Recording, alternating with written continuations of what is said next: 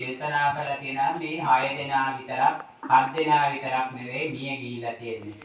එතකොට බුදුරජාණන් වහන්සේ දේශනා කළා තියෙන්නේ වරක පරම්පරාවෙන් මිය පරලොව ගියා වූ අපේ සියලුම නෑදෑයන්ට තමයි මේ නිවසේදී පින් දෙන්නට බලාපොරොත්තු වෙන්නේ කියන ආදරය. එතකොට බුදුරජාණන් වහන්සේ දේශනා කළා තියෙනවා සුනාත දාරාච තරාච ධම්මේ කියලා.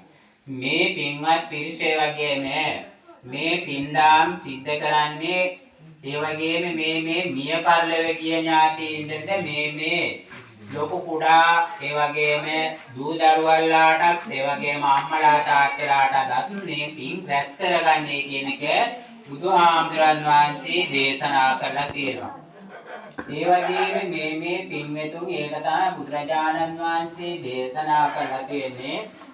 අපි පින්දාම් සිද්ධ කරනකොට පින්කම් සිද්ධ කරනකොට බුදුහාමුදුරන් වහන්සේ නැවත බලන්න කියලා.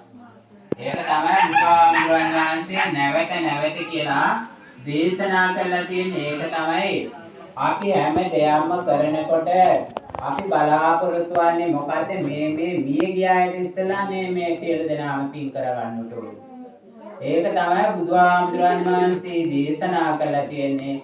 අපි ඉස්සෙල්ලාම පින් කරන්නේ නැත්නම් ඒ කරන පිනේ මහත්ඵලාමානිසංසයක් ලැබෙන්නේ නැහැ කියලා බුදුහාමුදුරන් වහන්සේ දේශනා කළා තියෙනවා. ළඟට බුදුහාමුදුරන් වහන්සේ බණ ආණය කිව්වටත් බෑ. Taman ඒ වගේම සංසාරය ගැන හිතන්නට ඕනේ. Taman සංසාරයට බය වුණේ නැත්නම් සමහර වෙලාවට ඒ වගේම තමන්ගේ සංසාරයේ දුක් වේදනාවල් විඳිනවා. ඇයි ඒ තමන් දන්නේ නැහැ තමන්ගේ සංසාරය කියන්නේ මොකක්ද කියන එක. ඒ සංසාරයට බය නැත්තම් තමයි අපි මේ වගේම පින්කම් කරන්නේ නැත්තේ, දන් දෙන්නේ නැත්තේ, සීල් රකින්නේ නැත්තේ, බාණ භාවනාවල් කරන්නේ නැත්තේ කියලා. ඒ අය අපි සංසාරයට බය නැති නිසා. බුදුහාමුදුරන් වහන්සේටත් බැරි වුණා සංසාරයට බුදුහාමුදුරන්ටත් බය වෙන්නේ නැති වෙන්න. ඇයි ඒ බුදුහාමුදුරන්ටවත් ඉන්න බැරි වුණේ? මේ ලංකාවේ වගේම ලෝකයෙන් බැලුවොත් බුදුහාමුදුරන් වහන්සේ තමයි උත්තමයේ කැටියට මේ ඒ වගේම ඉඳලා තියෙන්නේ. අන්න ඒක තමයි බුදුහාමුදුරන් වහන්සේ දේශනා කළා තියෙන්නේ.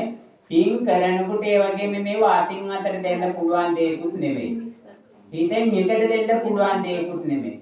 එතකොට පින් කරන තැනත්තා මේ ලෝකේ දිහා බලබලාම සතුටක් ලබනවා. ඊයයි තමන්ට ඒ වගේම බලාපොරොත්තු වෙන්නේ මොකද්ද?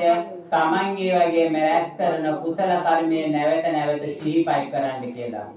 ඒක තමයි බුදුහාමුදුරන් වහන්සේ දේශනා කළා තියෙන්නේ. මේ පින්කම් සිද්ධ කරනකොට මේ මියගිය ඥාති මේ 7 දෙනා විතරක් නෙවෙයි මිය පරලොව ගිහිල්ලා තියෙන්නේ.